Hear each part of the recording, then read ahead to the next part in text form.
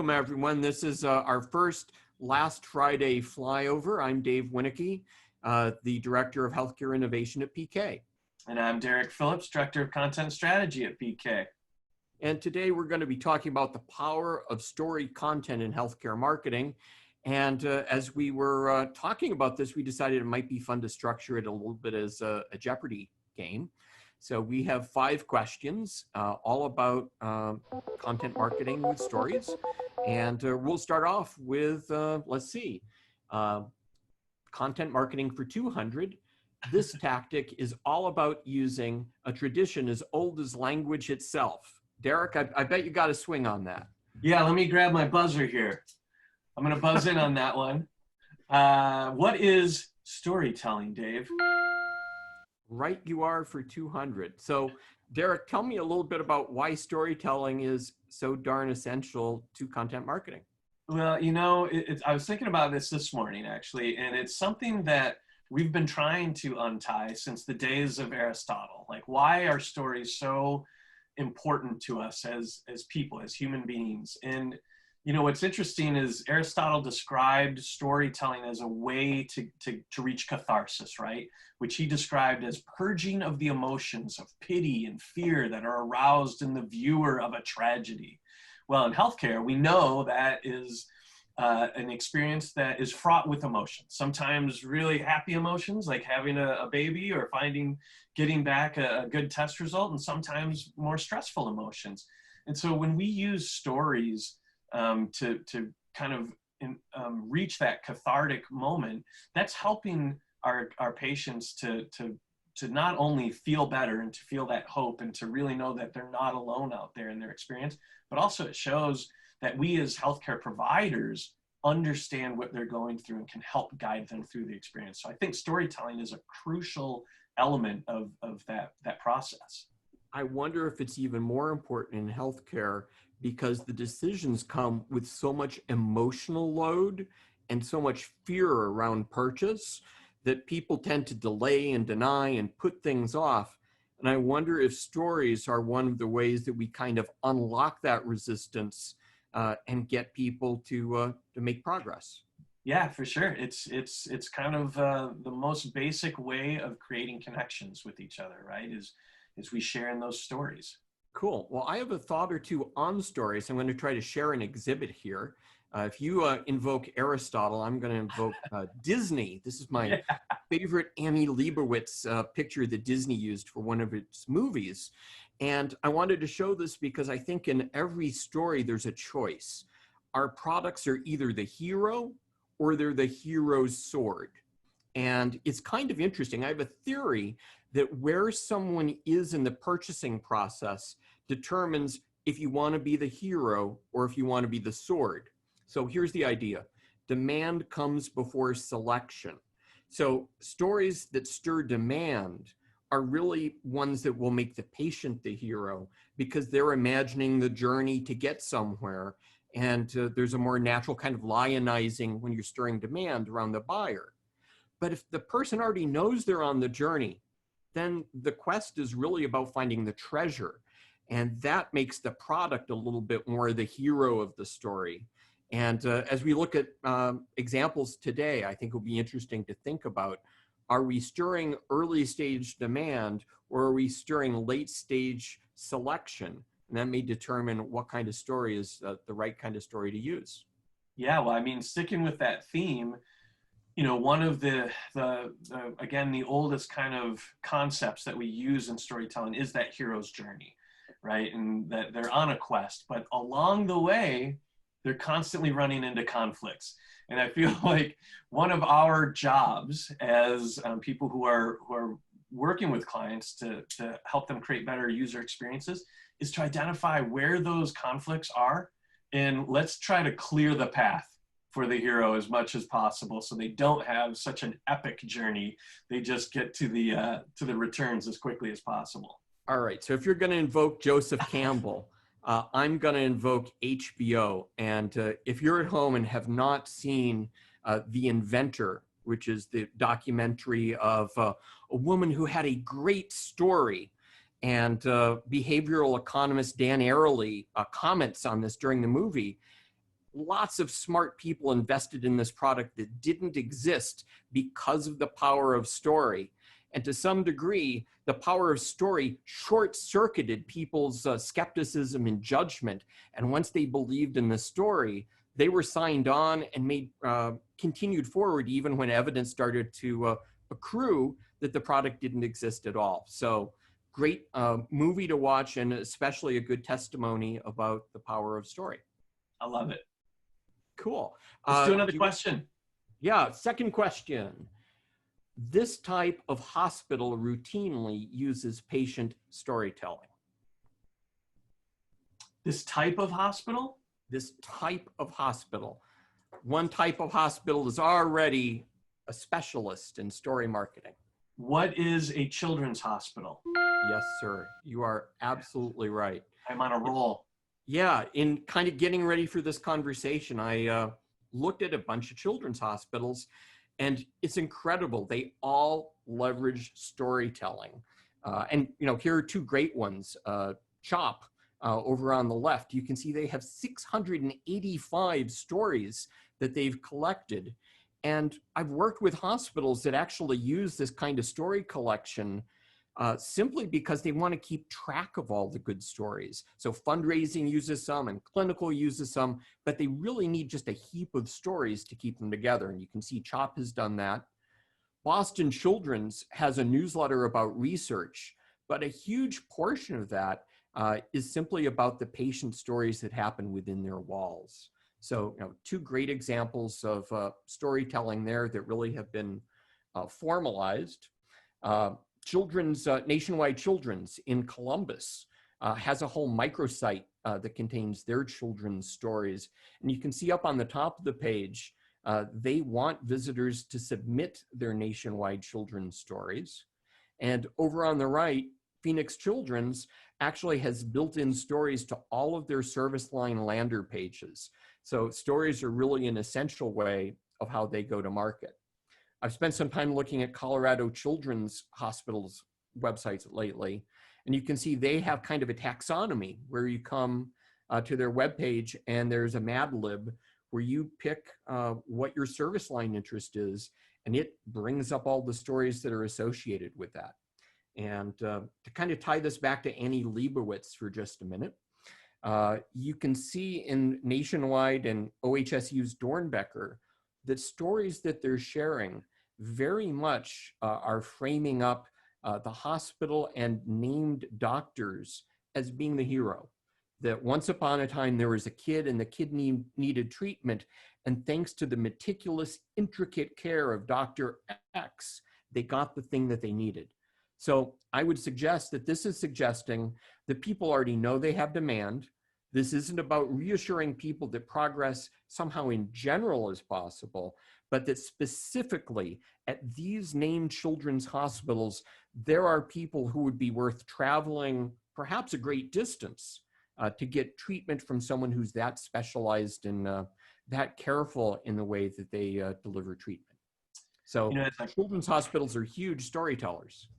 Hey, backing up to that previous example there, Dave, what I find fascinating about this as a content strategist is how the quotes here are very clearly answering questions we know parents are going to have about what the care is going to be like, right? Like a surgeon who treated our daughter with love and compassion. I mean, there's nothing more nerve-wracking than a loved one at risk, right? And as a parent, when you think about your child, this is what you're most concerned with, that the quality of care is the highest possible, but also the feeling of that care, and that your child is going to be treated really well and put at ease as a part of this process. I think this is an amazing way to really communicate that without having to just say, yeah, we'll take great care of your child, don't worry about it. Well, you're hearing it from a parent that as a proof point. Absolutely. You know, I think the root of every hospital brand is deep expertise and a deep capability for care. And sometimes when we sell deep expertise, it's all about technology and it can become very cold or very self-focused. So stories are a way that hospitals are able to show their value proposition and substantiate it, but they do it in a very human way through story, which makes them approachable rather than being this powerful expert on a hill, which might be hard to reach, hard to work with, and difficult to get real care from. Absolutely. So it's a great way to humanize the value proposition. Yeah, absolutely. All right. Shall we do number 3? Hit me. All right. This one's close to home. This medical device maker builds stories into every patient journey. This is a bit of a ringer, Dave, because this is a client I work with. What is Zimmer Biomet? All right. Let me see if I can bring up an example of storytelling in motion. Can you see that? Yep. Great. Tell us about Zimmer and the way that story connects into life phase, kind of like we've been talking about. Absolutely. So Zimmer Biomet is, again, a device manufacturer. They make implants. And they use stories throughout their digital experience. And one of the projects that we worked with and was really a great project to work on, again, especially as a content strategist, was their Ready Patient Content Hub, which was created specifically to help patients navigate their healthcare journey. And so you can pick your journey. It's almost like a choose your own adventure. You can pick your journey based on, okay, I have knee pain and I'm at this point in my journey. I'm pre-operative, or I've scheduled my surgery. And then you can get content or stories that help you understand what to expect and how you can prepare for things and what are some useful tips for you. But they also use stories as a part of their main website, their corporate website, to communicate their investment in technology and innovation over the course of their history. They were founded in 1927. They've been deeply involved in orthopedic innovation from day one. And that's woven throughout their entire brand story. So storytelling is a big part of how they communicate their brand. I can almost see a progression here on the screen that about hip pain sounds like it might not be diagnosed. It might be reassuring people that progress is possible, versus about hip replacement, which might be more about overcoming anxiety, which would happen later in the selection process. Yeah, absolutely. And then again, they do use patient stories because we want to hear from people who've gone through the experience we're about to go through. And that's reassuring as well. And so it's really been a fun project to work with Zimmer, because they understand the value of storytelling and the value of content in communicating their brand value, but also in supporting their patients. Right. And supporting the implanters who in fact would be the Zimmer customer. You bet. It's interesting to note that, like referring providers to a hospital, Zimmer doesn't sell a joint directly to a patient. Right. So they're providing a patient experience to some degree on behalf of some type of specialist who's using their product and making it work for that patient. Yeah, that's exactly right. And in fact, what they saw strategically was an opportunity to be that resource, that source of information for surgeons to be able to send patients to. Because as we all know, there's a lot of information out on the web, and surgeons are constantly working with their patients who maybe are bringing in information that's less than reliable. And they want to be able to send patients to a source that they can trust, that will help set realistic expectations for recovery and provide some tips on how to facilitate that recovery and really support that surgeon's health plan. So that's interesting, because in that story, there kind of could be 3 heroes. There's the patient who's making the decision to improve their life. There's the brand that's doing this research and that's explaining how the progress is possible. And they're both collaborating with a specialist in between who's making that all possible. So there's a certain amount of art, I imagine, in keeping the heroes straight. Yeah, absolutely. Yeah, because the last thing you want to do is is step into an area of expertise that is not yours. Great. So, all right, let's see. We're up to 800. What is overcoming resistance or, oh, I'm sorry. 800. Behavioral health orgs use stories for this. And I've been spending a lot of time lately looking at digital medicine and behavioral health. So I happen to know that answer, which is behavioral health orgs are putting a huge focus on overcoming resistance and stigma. And I want to show you a real picture. You may or may not know this about me, but because I travel a lot and I see a lot of really bad airport advertising, I've developed this defensive mechanism, which is I photograph and write about bad airport advertising. It's kind of how I cope with travel. And I want to show you, I was in Logan Airport not long ago, and there's this whole hallway that McLean Hospital has outfitted with patient stories talking about real patients and the treatment that they've received for mental illness. So what's interesting about this is definitely that high in the funnel, demand generation, progress is possible kind of storytelling. It suggests, maybe you should consider mental health therapy. And what's interesting is, you may notice Howie Mandel over here on the right. There are a mix of Hollywood figures, sports figures, and just regular people, all of whom have benefited by treatment and who stepped forward to share their stories.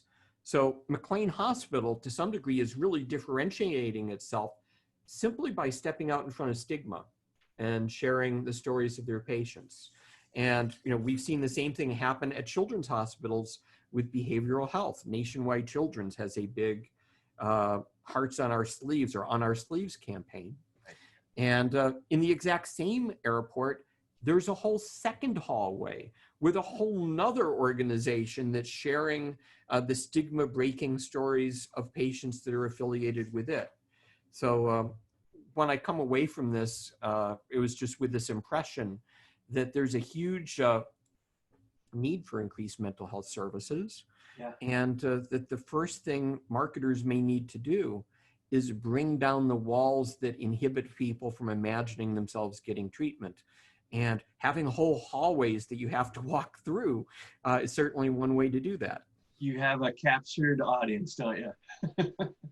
And if you've got time, these are fantastic reads, and all of them feel familiar. Yeah, what I love about those examples are they illustrate those essential elements of valuable content we've talked about before in your webinars and in some of the conversations we have with clients, right? Those four things of, is it unique? Is it exclusive? Is it creative? And is it engaging, right? And while you may have a captive audience in an airport, you still need to be able to engage them. You still need to be able to catch their attention. And I think those are such great examples. I also want to go back to your Aristotle example, which was so great, because there's that catharsis, that release of emotion. And in this case, well, we both have collaborated on the Delight Conference. Yeah. And one of the greatest moments many of the greatest moments of that conference has been when people share stories that aren't happy stories, where there's a decline and people have to overcome something. And here's a case where it's easy to say, get treatment and everything's going to be easy. And instead, these are saying, actually get treatment and you're going to still be yourself, but you're going to have new tools for living with that. Absolutely. And that's a different emotional journey. And it's kind of embracing the struggle that everyone we meet every day is facing personally in some way. Yeah. Yeah. I love it. I think those are amazing examples. All right, let's wrap it up. For 1,000, these experiences invite patients to join another's story. What is social media? What is social media? Yes, think even a little bit more pointed. I was hoping to get the buzzer, Dave. That was the incorrect answer. All right. I mean, come on, let's make this a real game. There have to be stakes in a game. It is not social media, but it's a part of social media. which is what are advocates in branded communities? Yes. And this is a content investment that we're seeing brands across healthcare making, maybe inspired by patients like me, where people who've received treatment become spokesmen for the brand. And in fact, as you're considering treatment, you might engage with those people as part of your decision process. So your story joins their story as part of seeking care. This is an example from Stewart Health, where they offer their orthopedic prospective patients the chance to talk to someone who's been one of their patients and get to know their story, not by reading it on a screen or watching a video, but by actually getting to talk to someone who's lived through that. And we've seen that same pattern in other industries. At Mayo Clinic, you may have followed that they've stood up the Mayo Clinic Connect community, and that they have champions who they recruit to go out in public and talk about their interest in health and wellness and how organizations like Mayo can be helpful to others. And a final example from making devices, here's an example from Boston Scientific, where if you're suffering from pain and may need an implant to get rid of that pain, you can talk to other patients like you who are patient ambassadors. And the whole idea in all of these are people who are willing to volunteer their time, who aren't doing this because they're on the clock for a hospital or a device maker, but they're people who made a difficult decision that paid off for themselves, and now they want to make that choice easier for other people. Yeah, and the key message there, right? Talk with someone who's been there. Yeah, and that really kind of up-levels storytelling from being not just brand assets, but actually being part of the brand experience. All right, now thanks to one of our listeners, I'm going to turn off that screen. We have a Daily Double question. And this is get the sound effects, Okay, what is this? What does Daily Double sound like? Awesome. All right, I'm in. Let's see. Daily Double. This advertising giant said, "Tell the truth, but make the truth fascinating." Who is David Ogilvy? Oh wow! That would be a brilliant pick. I wouldn't have gotten to it, but this is an actual copy of my old Ogilvy on Advertising loved book, but somehow I overlooked that nugget of wisdom. So let's make that the takeaway from our Jeopardy game.